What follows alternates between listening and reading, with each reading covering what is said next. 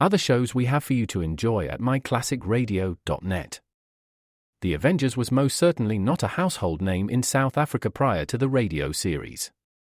With no national television service until 1976, the mechanism simply was not present in the country to show television programs to mass audiences. While many other countries reveled in the filmed adventures of John Steed and company, South Africa was not equipped to join in the fun.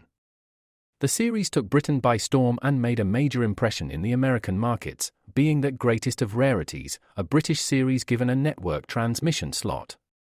However, as a filmed series, rather than a videotaped one, The Avengers was able to gain a modicum of exposure in South Africa through film rentals. Come and listen at myclassicradio.net. Other shows we have for you to enjoy at myclassicradio.net. 21 Precinct was a police drama broadcast on CBS from July 7, 1953, to July 26, 1956. It initially served as a summer replacement for My Friend Irma. The show was produced in cooperation with the Patrolmen's Benevolent Association of City of New York and adaptations from True Criminal in New York. The Policeman's Point of View. Historically, the 21st Precinct had been located near Gramercy Park, Manhattan. In 1929, the department reorganized the precinct numbering, and 21st designation was discontinued. No such precinct existed during the run, nor does a 21st precinct exist.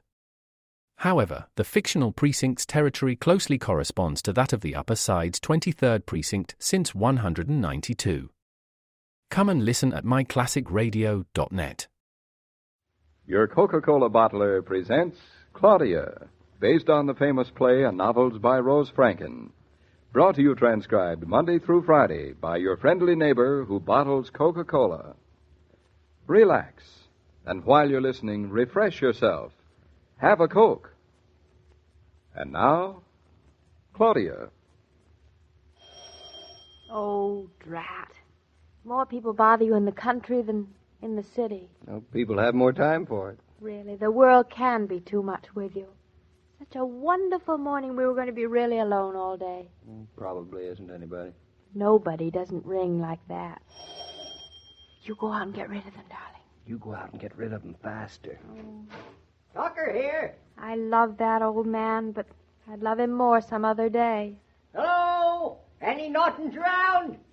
We're in here in the living room, Mr. Tucker. Come on in. Hello there, you young folks. Hello. Hello, how are you? I don't want you two to think I was just passing by. I'm not the idly kind of man just to be dropping in. I like my privacy. I like others to respect it. Of course, that doesn't apply to good neighbors and young people like you. You'd be welcome to drop in on me any time you like. Well, we want you to feel that way about the Norton's place, too, Mr. But Tucker. this morning I dropped by a purpose. What be you going to do? What be we going to do about what? About your barn. About our barn? Yep. Well, the barn is just finished. And I want to thank you for all the help you were while I was in the hospital. Oh, shucks, 'twasn't nothing. I'd have did it for anybody, if I liked 'em well enough. But speaking about the barn, it's finished, but it's empty. Well, we've got some... I know. You got my sow Ruby and one rooster. It can be heard bellering all over the county, but you didn't build yourself that barn and put in fancy mail-order stanchions for them. So, for all practical purposes, your barn's empty. Well, I thought I'd wait a little while. You got a man, you got a barn, you got a yen to have a cow. When you can get a good cow, that's the time to get her. Time and cows wait for no man, like the old saying goes. The old saying goes, time and tide. Yes, for seafaring men. For farmers, it's time and cows. Now, what kind of a cow you young folks aiming to have yourselves? Well, just a cow. Just a cow. Yep. It's no cow at all. Some of 'em ain't even good for hamburger. Oh, we don't want hamburger. We want milk. All of 'em give milk. Most of 'em give less than you think they're going to when you buy 'em. Claudia, Mr. Tucker was asking what breed of cow we wanted. Oh, you mean black cows or brown cows? Black or brown or red or brindle or sky blue pink. It ain't the color. It's the breed that counts. Guernsey, Holstein, Jersey, Brown Swiss, Ayrshire. It's an awful lot of names. I think we really wanted just a cow. Mr. Tucker, I'm afraid Claudia is something of a city girl when it comes to cows. I agree with you. When it comes to cows, the first thing is to decide the breed. Now, I sort of thought that we'd like to... You made an excellent choice, son, an excellent choice. Yep, an excellent choice. It's a fine breed adapted to our New England country, they be, just like they was bred for it. Well, good foragers, too. Make the most milk out of the least feed to do. Lots of butter fat, none of your pale, blue, thin milk out of them. They're gentle, too, gentle, and intelligent. Yeah. Can't have too much intelligence in the cow, you can't. No. Mr. Tucker, you neglected to mention just what breed it is that I decided I want. Why, Jersey, son, Jerseys. There ain't no other breed you'd want, no. Well, Jersey. thank you, Mr. Tucker. I just thought it'd be nice to know. I grew up with Guernseys. And got 'em out of your system. Good. Now you want Jerseys. You made a good choice, son. It sort of looks as if the choice had been made for us, Mr. Tucker. Of course, if you hadn't wanted Jerseys, there wouldn't have been no point in my talking to you. But since it is Jerseys or nothing, I'll come to the hub of why I'm here. Mr. Tucker, you wouldn't misunderstand if I ask you one question, would you? Misunderstand? No. Fire away, son. Do you keep Jersey cows? What other kind would I be keeping? And you want to sell us one of yours, Mr. Tucker? Nothing would make David and me happier than to own one of your cows. Well, it's a happiness you'll have to defer, young lady. Sell my Susie or my Nell. I'd a sight sooner sell my sister, Delilah. Sight sooner. Yes, sir. Of course, I could replace Susie or Nell, and I couldn't replace my sister, Delilah, but don't know as I'd care to. She pesters the daylights out of me. Mr. Norton, as females go, cows is superior. That is a philosophy which I hope David is never brought to. Women drive men to it. If they're not smart, you look smart, Mrs. Norton.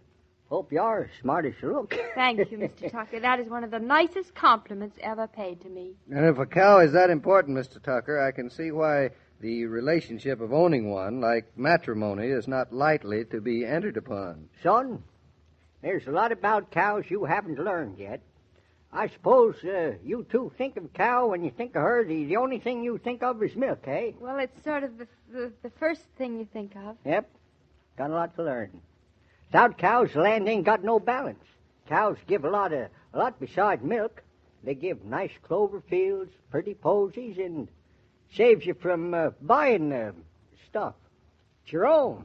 It ain't stuff you got to go off and buy at outrageous prices, you know. Well, frankly, I hadn't been thinking about cows from that angle. And that ain't all. You never got just one cow. They keep coming regular as clockwork. If you're lucky and they ain't bull calves, you can count that clear profit just like dividend from an investment. It's always been a wonder to me a man would put his money into Wall Street when he can put it in a cow. Well, there are varying opinions about the profit. Some people say some people say it costs more than you get from them. But folks that say that ain't counting the value of health and human happiness. I suppose not. That's a sorry bookkeeping system that don't have columns for health and human happiness. Most of the real profits of life is in them two columns. Yes. Delicate question. You two young'uns had your first fight yet?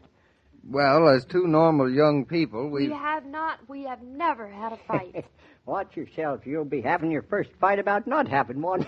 You mean if David and I have a fight, instead of turning to another woman for sympathy, I'll just go out to the barn? And nuzzle my head against our Jersey cow and say, my wife doesn't understand me. Words to that effect, son. Words to that effect, yes. There's peace and understanding in a cow's eyes. There is. She's placid. She don't talk back. And she smells all sweet and clovery-like. And on a winter morning, her breath is all steamy-like. She never nags. Son, there's nothing like a cow. Your life ain't complete until you got a cow. You haven't by any chance got a particular cow without whom you, or should I say which, David's life won't be complete, have you, Mr. Tucker? Well, that I have, ma'am, that I have. She's right near home, she is, too. Wouldn't even have to truck her, just drive her across your pasture. Well, what are we waiting for? Where is this bovine paragon? Well, don't know exactly where. She's somewhere in Matthew Warren's pasture lot this minute. Don't know where. Matthew Warren? You mean our neighbor? The same. Well, if Mr. Warren wants to sell a cow, why don't we go over and see it? Hold your horses, son. Hold your horses. Horses now, but we're not interested in horses. We just want a cow. Now, look here, young lady. Buying a cow's nothing to get fractious or comical about. You buy her and she's yours. You live with her for the rest of your natural life. But if Mr. Warren wants to sell a cow, it's only natural there that ain't we... nothing natural about it. Who said Matthew Warren wants to sell a cow? You just got finished saying that he No wanted such to. thing, I said. No such thing. Matthew Warren's going to sell a cow, and you're going to buy it. But Matthew Warren, he don't know nothing about it. What's more, he's got his mind made up. He ain't going to sell no cows. Well, and what's all the talking about? Cows. It all sounds very complicated. Of course it's complicated. Buying cows is always complicated. There'd be nothing simple about it. It's sort of, you could call it a fine art. That's what it is. It's a fine art. This is all beyond me. And I must confess that I'm way behind you, Mr. Tucker. Now, look, you two, it's really simple it is. If you was to go over to Warren and say, Mr. Warren, we want to buy one of your cows, the whole deal would be shut. Done and finished it'd be. Why, if he wants to sell Dang it... it, son, he don't want to sell no cow. Oh. So confounded simple, I don't know why you two can't get it through your heads. It's perfectly simple to me. We want to buy a cow. Matthew Warren wants to sell a cow. Only Matthew Warren doesn't know he wants to sell a cow. Miss Norton, you're a country girl at heart. You understand me plain and right off. Good. Well, I'm just a city boy. Bring me in out of the dark, will you? Perfectly simple. Perfectly simple. Plain as your nose onto your face. Matthew Warren loves his cows. His jerseys are the finest in the state, finest in the county, maybe. Take prizes every year at the Danbury Fair. Well, I'm with you that far. Well, he loves his jerseys so much he don't like to sell them. Mr. Tucker, stop right there. Now, that's the point that I jumped off the track. Well, it's simple. Warren don't want to sell his cows. His herd grows. But this is the crux of the situation. His farm don't grow, so there you are, Well, now, see? take me along just one step farther, Mr. Tucker, and I might know where I am. Oh, herd large, farm small. Wet weather good for hay, too much wet weather bad for hay. So last evening, Matthew comes to me and says, Jared, I'm short of feed for this winter. You cut more hay than you need. Could I buy some off it? He says. And you've got more than you need? Dang tootin' I have. Never going to catch Jared Tucker short of feed. No, sir. So you got yourselves a chance to buy a good Jersey cow. Mr. Tucker, I think I'm off the track again. Yes, if you've got extra hay and a neighbor needs hay... You and Mr. Norton are my neighbors, too. Warren's got a lot of cows. 'Twon't hurt him to have one less. Do you a lot of good to have one more. I'm just the Deus Ex Machina. Yes, that's it. Yeah. The duck's in the machine that pulls the strings. Yeah, that's it.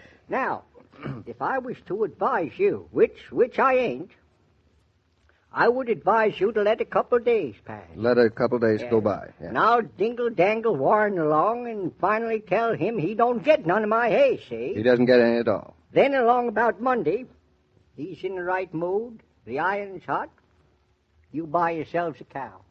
It doesn't sound exactly honest to me. Well, it's cow trading that's as honest as most. I'll go along with you on Monday. And it sounds awfully complicated, too, Mr. Tucker. Now, wait a minute, Mr. Tucker. I just want to be sure that I have it straight. Now, we're going over and see Matthew Warren on Monday. Yes, And if he's in the right mood, and you haven't sold him any hay, well, then we can buy the cow. Is that right? Oh, dang it all, Mr. and Mrs. Norton. Of course this is all complicated. Yankee trading wouldn't be no fun if it wasn't complicated. Getting married sometimes complicated. It's fun, though. Stop interrupting, girl. Having a baby's sometimes complicated. But, sometimes living's complicated. But buying a cow is always complicated. It's fun, too. As you stop in the food store or drugstore for the family needs, you'll notice the red cooler that invites you to pause and refresh with ice-cold Coca-Cola. Step up, drop a nickel in the slot, and shop refreshed. That delicious refreshment will remind you to take a carton of Coke home for the family, too. Hi there, Mr. King. Are you a Yankee? Am I a what? Them shooting words where I come from. Might have known from your voice you wasn't no Yankee, but I'll wager you was born close to a farm. You ever done any cow trading, son? Now, you wouldn't be trying to sell me a cow, would you, Jared? You in the market for one? No, I guess you're not. But I've been having the time with these here Norton friends of yours. They're babes in the woods. You still talking about cows? Well, they depend on me like I was their grandpa. Nothing to do, but I have to go along with them to buy a cow on Monday. Don't go, Matthew Warren will skin the eyes off him. Is Matthew Warren selling them a cow? He is, but he don't know it yet. Well, so long, Jared. I have a notion, a Yankee notion, that is, that I'm going to see some Yankee trading on Monday. Every day, Monday through Friday, Claudia comes to you transcribed with the best wishes of your friendly neighbor who bottles Coca-Cola. So listen again Monday at the same time. And now this is Joe King saying au revoir. And remember, whoever you are, whatever you do, wherever you may be, when you think of refreshment, think of Coca-Cola. For Coca-Cola makes any pause the pause that refreshes, and ice-cold Coca-Cola is everywhere. The parts of Claudia and David on this program were played by Catherine Bard and Paul Crabtree. The entire production is supervised and directed by William Brown Maloney. And now, here's a word from your friendly neighbor who bottles Coca-Cola.